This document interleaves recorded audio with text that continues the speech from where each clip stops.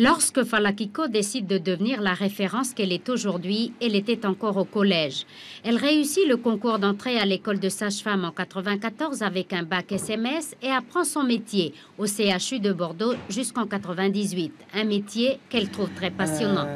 Une naissance, c'est quelque chose de très émouvant pour une sage-femme. C'est l'aboutissement de notre travail.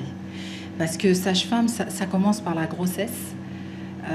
Il y a le suivi de la grossesse et puis après il y a le travail et la naissance. Donc on a certaines appréhensions parce qu'il y a des choses qui peuvent arriver, il y a des choses, on ne peut pas prévoir ce qui peut arriver lors d'une naissance.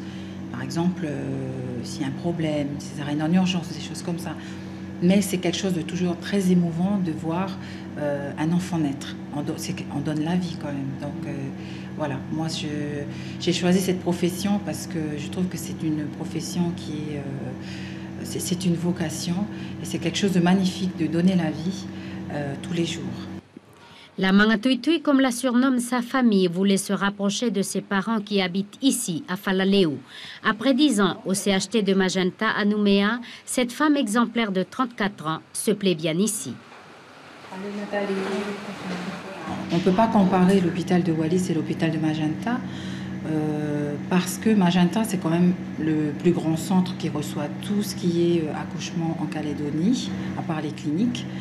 Et il y a beaucoup plus d'activités qu'ici. Hein. Donc c'est vrai qu'on ne peut pas comparer déjà au niveau de l'activité. Maintenant, la manière d'exercer, non.